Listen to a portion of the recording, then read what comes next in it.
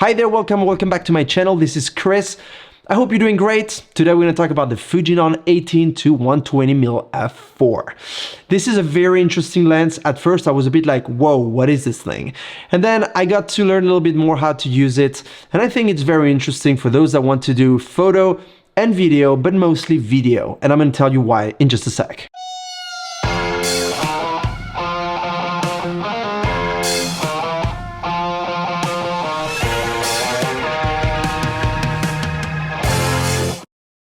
This is in fact a lens for hybrid shooters because you can shoot both stills and videos. And the fact that it is a power zoom basically allows you to zoom in and zoom out without having any steps in between and be very, very smooth. So for photography, that is not necessarily a plus. I find it to not be a plus because the way you zoom basically is very strange because there are motors inside, power motors. So every time you want to zoom in any way you want to do it, you will find the motor moving forward and backward. So it is not the traditional manual zooming lens that you just turn a little bit and it zooms in or zooms out. Here you have to wait a little bit. And it takes a little bit of getting used to it. Well, yes, this is a fully electronic lens. That means for aperture, for zooming, as well as for focusing. And yes, I did include the aperture, so there's no aperture ring. You know me, I love aperture rings. But the reason why they did not put an aperture ring, I think, is because for video, it is a clickless style of lens. So when you change the aperture, you will not see clicks, and it's going to be very smooth in terms of transition. It is weather resistant, so it resists dust and or humidity. That is a good thing, especially if you're going to be shooting video, so you're sure that nothing's going to get in your sensor. It is sealed on 13 different points of the lens. That is also very neat, I think, and you shouldn't have any worries or any problems on that regard.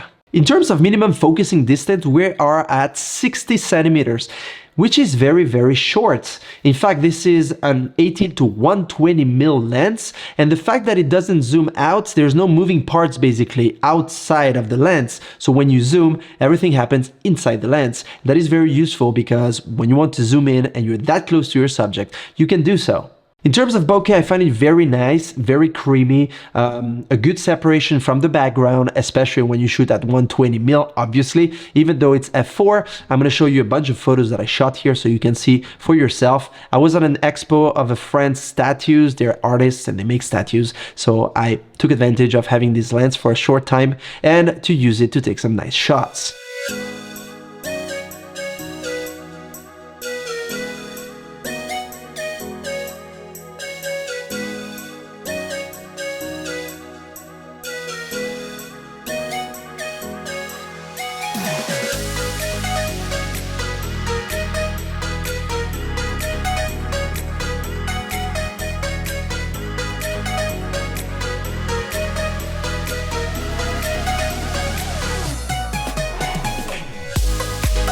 You can see the freedom it gives you from 18 to 120. For example, in these two photos, you can see the statue from 18 is very wide. And when we move into 120, it becomes very close up. The quality is excellent. It is very sharp.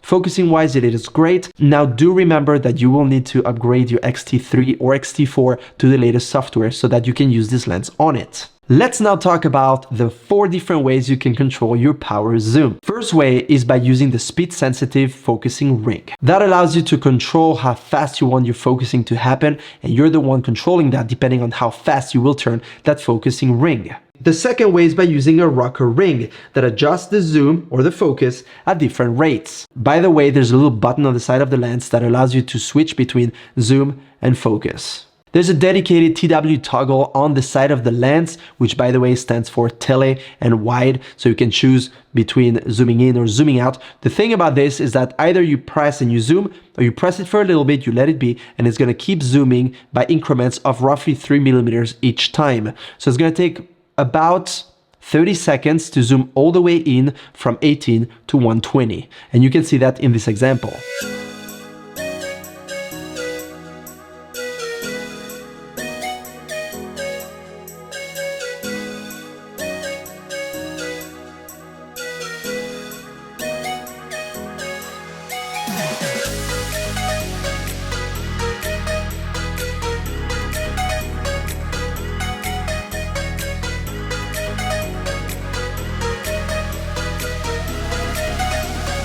Last but not least, you can zoom with this lens using your touch screen on your X-T3, X-T4, X-H2S, X-H2, etc. Now that is interesting, so you can actually press on your screen, you can zoom in and out. It feels a little bit weird, I have to be honest with you. It can be useful to some. I found it a little bit strange personally, but that is my personal opinion. Obviously, you can maybe you're gonna fall in love with it. I don't know. But anyway, those are the 4 ways you can use your power zoom to zoom in and zoom out. Another thing that I really liked about this lens is how lightweight it is. It is very, very light. In fact, it weighs basically nothing. I had a friend taking it in his hands and he was like, whoa, I can't even feel it. It's amazing. I was expecting to double the weight.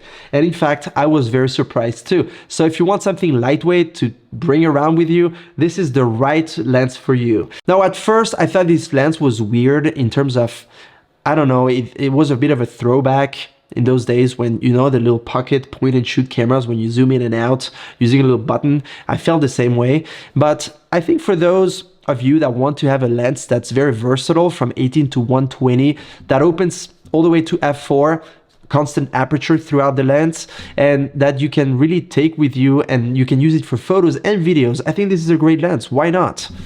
There, I hope I answered all your questions that you had about this lens. If you have more, obviously, and like always, write it down in the comment section below. I'll answer as soon as possible. And I see you in my next video. Take care, keep shooting. Bye.